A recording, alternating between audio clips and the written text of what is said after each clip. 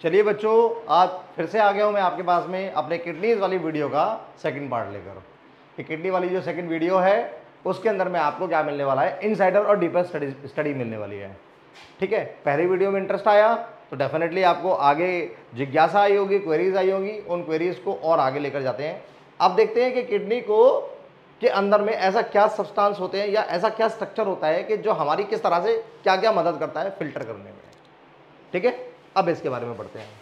ये वीडियो भी सभी लोगों के लिए है जो बेसिक इंफॉर्मेशन चाहते हैं, उन लोगों के लिए, जो किसी कंपैरेटिव एग्जाम को टारगेट कर रहे हैं उन लोगों के लिए, या फिर जो 10th क्लास का लाइफ प्रोसेस पार्ट है चैप्टर 6 उसके अंदर में भी ये टॉपिक कवर्ड होता है। ठीक है, तो आइए इसके बारे में आगे और जानकारी प्राप्त करते हैं। बच्चों, किडनी के अंदर का भाग, इंटरनल स्ट्रक्चर कुछ इस तरह का मिलेगा आपको। इंटरनल स्ट्रक्चर कुछ इस तरह का मिलेगा। यहाँ साफ साफ लिखा हुआ है, गुर्दे का एक्सटर्नल व्यू है, बाहरी जो बनावट है वो इस तरह की होती है, और इंटरनल स्ट्रक्चर किस तरह का होता है, अगर इसको मैं क्रॉस सेक कर देता हूँ तो वो आपको ऐसा दिखने वाला है। ठीक है, ये दोनों भाग एक ही है, बस इसको ऊपर से हटा दिया गया है, बीच में से काट दिया गया है। ठीक है, किडनी इस तरह से दिखती है। किडनी को अगर आप देखेंगे तो मैंने आपको बताया था कि किडनी के अंदर में क्या होता है, ब्लड फिल्टर। ब्लड फिल्टर करने के लिए एक वेसल लेकर आ रही है, एक लेकर जाएगी, लेकर आई, ये लेकर गई अंदर, और देखो इसने छोटे छोटे पार्ट बनाए हुए अपने हिस्से, रेड वाले ने सबको दिया हुआ है, और इसके अंदर में फिल्टरिंग यूनिट होती है। फिल्टरिंग यूनिट यानी वो यूनिट जो फिल्टर करने के लिए जिम्मेदार है, और ब्लड के हर पार्टिकल को हर सेकंड, हर माइक्रो सेकंड में चेक करके टॉक्सिक सब्सटेंस को उसे छीन कर और उसको प्योरीफाई करके वापस भेजती है। ये बड़ी तेजी से सटीकता के साथ में काम होता है, और ये काम करने के लिए जो जिम्मेदार लोग हैं, जो जिम्मेदार स्ट्रक्चर है, हम उसको बोलते हैं नेफ्रॉन वृक्काणु। क्या बोलते हैं? नेफ्रॉन वृक्काणु। मैं लिख देता हूं यहां कहीं नेफ्रॉन्स के बारे में।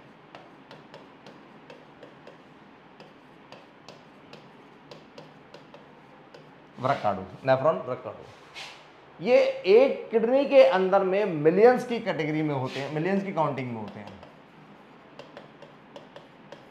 ठीक है, मिलियंस की काउंटिंग में ये होते हैं। ये बड़ी सटीकता के साथ में और बहुत छोटे माइक्रोस्कोपिक लेवल पर चीजों को साफ करते हैं। आप समझ सकते हैं ना, एक किडनी के अंदर में मैंने एक नेफ्रॉन होने की संभावना आपके सामने रख दी है। ये थोड़ा आउट ऑफ इमेजिनेशन जा रहा है। मैंने पहली वीडियो में आपको बोला था, क्या बोला था, कि फिल्टरिंग यूनिट यानी ये छोटा सा हिस्सा है, इसके अंदर में और छोटे हिस्से मिलने वाले हैं जो क्या करेंगे, फिल्टर करने में हमारी मदद करते हैं। और वो क्या हो गया, नेफ्रॉन। तो सर उसके बारे में भी पढ़ेंगे? बिल्कुल पढ़ेंगे, जरूरत पड़ी तो तीसरी वीडियो में बनाएंगे। मैं कोशिश करूंगा इसी वीडियो के अंदर में आपको नेफ्रॉन से इंट्रोड्यूस करा दूं। ठीक है, आगे आए। आपने देखा ब्लड यहां से चला गया, इस हिस्से को पहले समझते हैं। ब्लड कहां से गया? आपने देखा कि ब्लड कहां से चला गया, ब्लड यहां से एंटर हो गया। आपने देखा कि ब्लड एग्जिट कहां से हुआ, ब्लड को एग्जिस्टेंस कहां, मतलब ब्लड बाहर कहां से निकला, यहां से निकल गया, रुधिर यहां से निकल गया। वेस्ट मटेरियल कहां से गया, वेस्ट मटेरियल इसके थ्रू आउट चला गया। ठीक है ना, ये यूरेटर जो आपके पास में हम बोलते हैं, जिनको मूत्रवाहिकाएं या मूत्र नलियां जिन्हें बोल दिया करते हैं। चलिए, अब यहां पर जब ब्लड एंटर हुआ, रुधिर एंटर हुआ, तो रुधिर के एंटर होने के बाद में फिर क्या हुआ कि एंटर हुआ, यहां गया, यहां जाने के बाद में उसने छोटे छोटे, देखो मल्टीपल सेक्शंस में बट रहा है, और बटने के बाद में फिर इसने क्या करा, मल्टीपल सेक्शंस में बटने के बाद में इसने क्या करा, न्यूरॉन्स को ब्लड देना सप्लाई करना स्टार्ट, नेफ्रॉन्स को ब्लड देना सप्लाई करना स्टार्ट कर दिया। न्यूरॉन्स नहीं, न्यूरॉन्स तो तंत्र का तंत्र से रिलेटेड हो गए। कभी कभी होता है कि हम थिंक अबाउट कुछ और कर रहे होते हैं, चाहे दिमाग में कुछ और होता है, जवाब पर कुछ और होता है, और ये तो बहुत तेजी से सोचता ही है। ठीक है ना, तो तेजी से सोचने के चक्कर में फिर कुछ भी, मतलब कभी कभी ऐसा मेरे साथ हो जाता है। तो नेफ्रॉन्स क्या कर रहे हैं आपके पास में, नेफ्रॉन्स यहाँ फिल्टर करने के लिए मौजूद है। तो सिंपल सी बात है, हर नेफ्रॉन से कौन कनेक्ट होगा, एक ब्लड देने वाला, एक ब्लड लेने वाला, ठीक है, जो फिल्टर होकर बाहर वापस करेगा, और एक वहां पर इकट्ठा होगा जहां ब्लड, वो सॉरी, या फिल्ट्रेट इकट्ठा होगा, और फिल्ट्रेट इकट्ठा होने के बाद में फिर क्या होगा, जिस डक्ट के थ्रू वो जाएगा। तो 3 कनेक्शन एक न्यूरॉन के अंदर आपको, नेफ्रॉन के अंदर में आपको मिलने वाले हैं। चलिए आगे देखते हैं आपको हिस्से समझ में आने लगे हैं, चीज़ें आपको समझ में आने लगी हैं इसके अंदर में, ठीक है ना। मैं इन सब चीज़ों से आपको कि ये इंटरलोब्युलर क्या है, ये इंटरलोब्युलर जो ब्लड वेसल्स हैं ये अंदर के लोब्स के अंदर में क्या कर रही है, या फिर आपके पास में ये कॉर्टिकल कॉर्टेक्स के बारे में, ये माइनर क्या कहते हैं या मेजर केलेक्स के बारे में, ये जो है आपके पास में एक तरह से एक्सट्रीम फोकस वाली चीज़ें हो जाएंगी, जिनकी शायद मुझे ऐसा लगता है कि बेसिक स्टडीज़ वालों को अभी इसकी ज़रूरत नहीं है, ठीक है ना। तो इतना काफ़ी है। इतना काफ़ी होने के बाद में हम आगे बढ़ते हैं अपनी नेक्स्ट वाली स्लाइड पर और देखते हैं कि वहाँ आपको न्यूरॉन किस तरह से मिलने वाला है, ठीक है ना। और न्यूरॉन बार बार जहाँ पर आ रहा है, ये आपका नेफ्रॉन है, ये आपका नेफ्रॉन। नेफ्रॉन को थोड़ा सा जूम करके देखते हैं, मैं कोशिश करता हूँ जूम करने की, ठीक है। दो हिस्से नेफ्रॉन के यहाँ पर दिखाए हुए हैं, ठीक है, दो हिस्से यहाँ नेफ्रॉन के दिखाए हुए हैं। एक सेगमेंट आपका एक हिस्सा जो है वो ये वाला है, सेक्शन पूरा पूरा ये वाला एक नेफ्रॉन, और दूसरा नेफ्रॉन ये, मतलब किडनी के एक हिस्से के अंदर मिलियंस को कैसे सेट करते हैं। तो देखो ये स्ट्रक्चर दिखाया हुआ है ना, ये स्ट्रक्चर का मतलब हो गया कि इसके अंदर में जो सेट पार्ट है, ठीक है ना, ये एक छोटा सा स्ट्रक्चर हो गया किडनी का, वहां पर ये नेफ्रॉन्स कैसे सेट होते हैं वो दिखाया हुआ है यहाँ पर। आप देखो एक नेफ्रॉन को उठा लेते हैं हम। इस नेफ्रॉन को उठाने के बाद में आप यहाँ क्या देख रहे हैं कि एक ब्लड वेसल्स है जो क्या कर रही है, ब्लड को लेकर जा रही है। फिर से मैं लिख देता हूँ, देखिए ये रही जो ब्लड को लेकर एंटर करा रही है, ब्लड वेसल, ठीक है। एक ब्लड वेसल और है जो ये लेकर आ रही है, नेफ्रॉन से बाहर लेकर जा रही है, ये रही, ठीक है। मैंने बताया था कि एक और कलेक्टिंग डक्ट है जो क्या करती है, वेस्ट मटेरियल को लेकर जाती है, वो ये रही, ठीक है। ऐसा ही दूसरे नेफ्रॉन के साथ भी हो रहा है। दूसरे नेफ्रॉन के साथ में क्या हो रहा है, दूसरे नेफ्रॉन के साथ भी ये हो रहा है कि एक जो इसको ब्लड देने जा रही है, ठीक है, एक जो ब्लड प्योरीफाई होने के बाद में इसे लेकर आएगी, ये बाहर निकल रहा है, ठीक है ना, ये वाली, और एक जो क्या हो रहा है कि फिल्ट्रेट को ले रही है, और फिल्ट्रेट को लेने के बाद में फिर क्या कर रही है, वापस कर रही है, ठीक है। तो आप देख रहे हैं क्या नजर आया आपको, आपको नजर ये आ रहा है कि हाँ ये तीन ट्यूबुलर पार्ट जो हैं यहाँ पर काम कर रहे हैं, ब्लड देने का, प्योरीफाई के बाद लेने का। और ये बार बार आपको इतनी बार मैं ये बता चुका हूँ कि होपफुली अब ये छप चुका होगा दिमाग में। और किडनी का काम बस बेसिक जो फंक्शन है वो यहीं पर खत्म हो जाता है, ठीक है ना। अब आपको समझने में आगे आसानी रहेगी। तो हम लोग देख रहे हैं कि कहते हैं इंटरलोब्युलर वेन जो है वो लेकर कहते हैं ब्लड को प्योरीफाई होने के बाद लेकर जा रही है, ठीक है ना, या फिर आर्टरी जो है वो लेकर आ रही है। और ये क्या हो गया, कलेक्टिंग डक्ट हो गई। ये जो पाइप है ये पूरी किडनी के अंदर फैला होता है। और देखो ये हिस्सा दिखा रखा ना, सिरा दिखा रखा है आपको, ये ऐसे सिरे इसके बहुत सारे खुले होते हैं, एक सिरा ये खुला हुआ है, हो सकता है एक आध यहाँ भी हो, एक आध नीचे की तरफ भी हो। ये नीचे यूरेटर से कनेक्ट होता है, यूरेटर यानी मूत्र वाहिका से कनेक्ट होता है, ठीक है ना। और ऊपर ये क्या कर रहा होता है, हर नेफ्रॉन से कनेक्ट होता है। अब इसके अंदर होता क्या है, अब इस स्ट्रक्चर को और थोड़ा सा इधर देखते हैं, इस स्ट्रक्चर को यहाँ देखने की कोशिश करते हैं। मैं कोशिश करता हूँ, अरे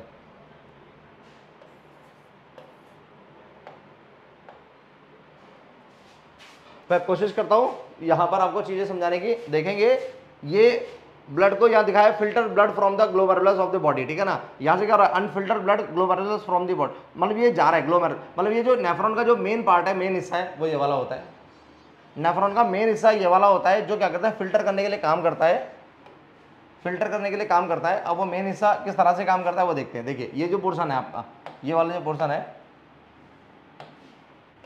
ये वाला पोर्शन, इसके अंदर में आप देख रहे हैं ग्लोमेरुलस लिखा हुआ है, ठीक है ना। ग्लोमेरुलस को कोशिका गुच्छ बोलते हैं, कोशिका गुच्छ बोला जाता है, कोशिका गुच्छ ग्लोमेरुलस। और इसके नीचे ये जो हिस्सा है जो कप जैसा है, कैप्सूल नाम आएगा, बाउमिन्स कैप्सूल, बोमन संपुट, ठीक है ना।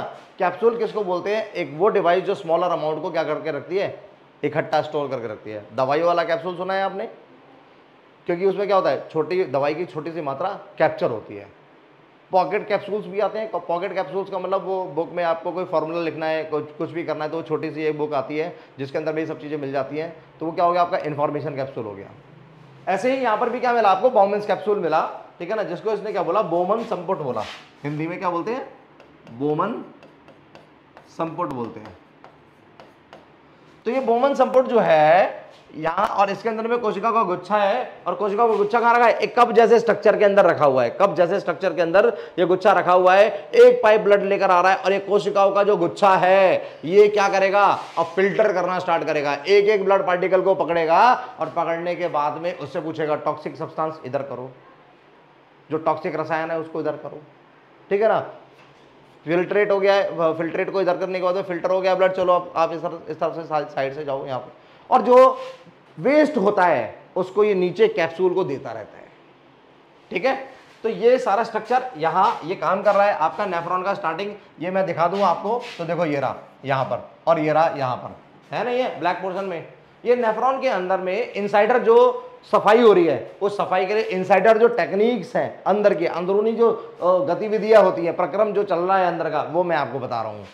यहाँ से ब्लड को एंटर किया, एरो दिख रहा है आपको, ब्लड एंटर हुआ, एक गुच्छे में गया, गुच्छे में जिसका नाम क्या था, कोशिका गुच्छ हिंदी में, और इंग्लिश में क्या बोलते हैं, ग्लोमेरुलस बोलते हैं। उस ग्लोमेरुलस ने क्या करा, ब्लड को साफ करना स्टार्ट किया, और ब्लड को साफ करने के बाद में फिर क्या हुआ, ब्लड को साफ करने के बाद में ये जो बाउमेंस कैप्सूल था, बोमन संपुट जो था, उस बोमन संपुट ने क्या किया कि वेस्ट मटेरियल को अपने पास रख लिया और ब्लड वेसल को, और जो ब्लड था सफाई होने के बाद में उसको आगे भेज दिया। अब आप देखेंगे ये ब्लू और ग्रीन ये पाइप कैसे बने, यहाँ साफ नजर आ रहा है, मैं यहाँ बताने की आपको कोशिश करता हूँ। तो जब ये जाएगा, ठीक है नहीं है, इसको बोलते हैं, ये जो ट्यूब है हमारी, इसको बोलते हैं DCT यानी डिस्टल कॉन्वोल्यूटेड ट्यूबल। ये ट्यूबल बहुत काम की चीज है। इस ट्यूबल का काम क्या होता है, ठीक है ना। PCT और DCT जो है आपके पास में, PCT यानी प्रॉक्सिमल कॉन्वोल्यूटेड ट्यूबल और डिस्टल कॉन्वोल्यूटेड ट्यूबल, ये जो ट्यूबल्स होती हैं इनका काम क्या होता है, और बीच में एक लूप होता है जिसको बोलते हैं लूप ऑफ हेनल बोलते हैं, ठीक है ना। तो ये TCT और BCT काम क्या करती है वो मैं आपको बताता हूँ। ऐसा होता है कभी कभी क्या होता है, किडनी को नहीं पता होता, वो इतनी ज़्यादा प्रॉपर डिफाइंड नहीं होती है कि वो सटीकता के साथ कचरे को बाहर करे। काफ़ी टाइम वो क्या करती है कि जैसे कि मैं आपको बताऊं कि हमारा जो वेस्ट होता है बॉडी में, वो वेस्ट जब बॉडी से बाहर निकलता है तो वो लिक्विड रूप में जाना चाहिए। तो ये ब्लड के अंदर से क्या करती है, पानी को भी बाहर निकाल लेती है। पानी को भी क्या किया किडनी ने, बाहर निकाल लिया। आप कभी देखते हो, आपने कभी देखा है कि आपने आज पानी ज़्यादा पी लिया, कभी ऐसा हुआ है कि शाम को डॉक्टर के पास पहुंच गए और डॉक्टर बोल रहा हो कि भैया आज पानी ज़्यादा पीकर आया है इसलिए तेरा खून पतला हो गया, या आज पानी कम मिला है तो तेरा खून गाढ़ा हो गया। कभी ऐसा लॉजिक होता है? नहीं ना, पानी तो आपने ज्यादा पिया है और ब्लड में वो मिला भी होगा डाइजेस्टिव सिस्टम के थ्रू। फिर मिलने के बाद में फिर ब्लड का पतला क्यों नहीं हुआ, आपका रुधिर जो है वो पतला क्यों नहीं हुआ, क्यों? क्योंकि किडनी इतनी ज्यादा एक्सपर्ट है, वो क्या करती है, वो ब्लड में से पानी के लेवल को निकाल लेती है। हमारी बॉडी के अंदर में क्या होते हैं, ऑस्मो रिसेप्टर होते हैं। क्या होते हैं? Osmo receptor. रिसेप्टर के बारे में आप जानते हैं ना, और ये रिसेप्टर वो होते हैं जिनको हिंदी में ग्राही बोलते हैं। ग्राही यानी जो सूचना ग्रहण करते हैं, और सूचना ग्रहण करने के बाद में ब्रेन तक इंफॉर्मेशन को पहुंचाते हैं। कंट्रोल एंड कोऑर्डिनेशन में आगे और डिटेल में इसको पढ़ा देंगे। वैसे सेंस ऑर्गन हमारे 5 हैं, ठीक है ना। इन 5 सेंस ऑर्गन के अंदर में क्या होता है, ग्राही मौजूद होते हैं, रिसेप्टर मौजूद होते हैं। आपने छोटी क्लासेस में पढ़ा भी है। जैसे इसको बोलते हैं थर्मो रिसेप्टर बोलते हैं, जो थर्मल यानी हीट से रिलेटेड इन्फॉर्मेशन हमें देता है। आंखों के अंदर में फोटो रिसेप्टर होते हैं, जो हमें क्या करता है, प्रकाश से संबंधित वो देता है, इसको प्रकाश ग्राही भी बोलते हैं। इनको कान में क्या होता है, हमारे पास फोनो रिसेप्टर होते हैं, फोनो रिसेप्टर होते हैं। थर्मो, फोटो, फोनो रिसेप्टर्स होते हैं, ठीक है ना, जो सूचनाएं देते हैं। टंग के पास में इंग्लिश में बोले तो इसको बोलते हैं गस्टेटरी रिसेप्टर होते हैं, स्वादग्राही होते हैं जो, ठीक है ना। गस्टेटरी रिसेप्टर्स भी होते हैं। टंग के बाद में फिर क्या रहा हमारे पास में, और क्या रह गया, नोज के पास में ऑल्फैक्टरी रिसेप्टर होते हैं, घ्राण ग्राही होते हैं, जो सुगंध के बारे में इंफॉर्मेशन ब्रेन को देते हैं कि वो गंध जो है वो सू वाली है यानी अच्छी है, सुगंध है, या गंध बू वाली है, ठीक है ना, दुर्गंध है वो, ठीक है ना। होता है ना खुशबू, बदबू, बू का मतलब गंध, ठीक है, और सुगंध का मतलब अच्छी वाली, बू और जो बदबू लगाया हमने वो बेकार वाली। तो इन सब के बारे में इंफॉर्मेशन ये नोज दे रही होती है, यानी रिसेप्टर यहाँ भी होते हैं। रिसेप्टर से आगे आते हैं तो ऐसे ही किडनी के अंदर में, जो ब्लड के अंदर में कौन से रिसेप्टर्स मौजूद है हमारी बॉडी के पास में, ऑस्मो रिसेप्टर मौजूद है। और ऑस्मो रिसेप्टर ब्रेन को बोलते हैं जाके, क्या बोलते हैं, ब्रेन के अंदर में, ब्रेन को जाके बोलते हैं भैया ऐसा है, पानी किडनी ने ले लिया है ज्यादा, किडनी ने ले लिया है पानी ज़्यादा और हमें चाहिए, ठीक है ना, ब्लड के को दिक्कत आ रही है, वो पानी वापस करवाओ।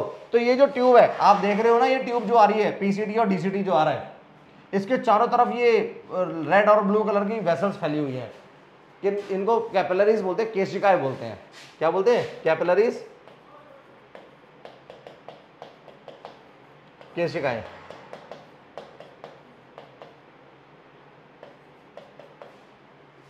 इसको साफ करके लिख देता हूं,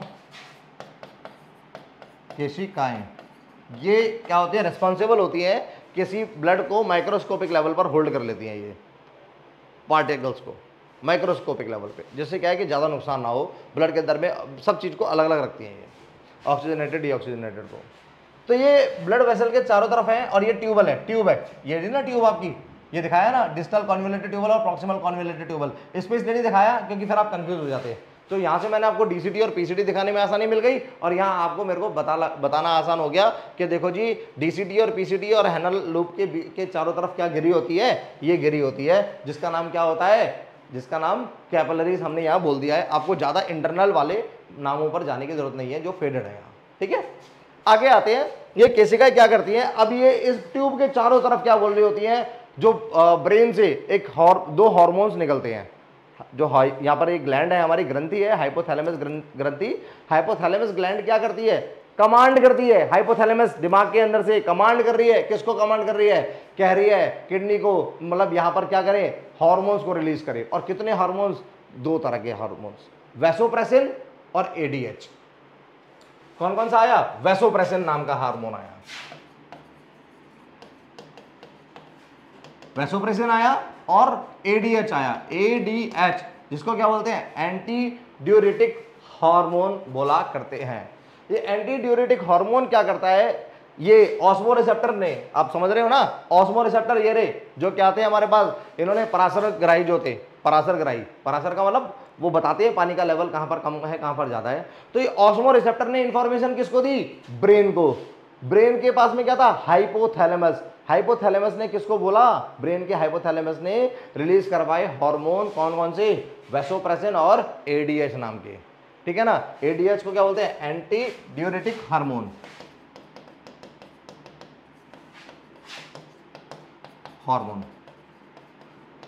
एंटी ड्यूरेटिक हार्मोन। ये एडीएच और वैसोप्रेसिन नाम की जो थे, इन्होंने क्या करा? अब रीअब्जॉर्प्शन करना स्टार्ट किया।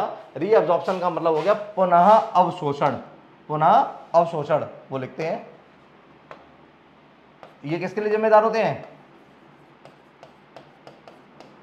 रीअब्जॉर्प्शन के लिए, पुनः अवशोषण के लिए,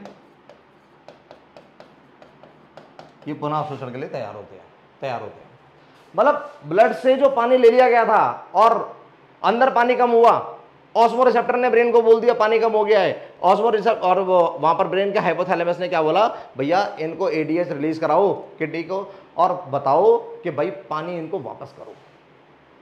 ब्लड के अंदर में जो और आयंस थे और मिनरल्स थे, अगर वो भी किडनी ने ले लिए थे, जो बॉडी को जरूरत थी जिनकी, वो भी क्या किए जाएंगे? वापस किए जाएंगे।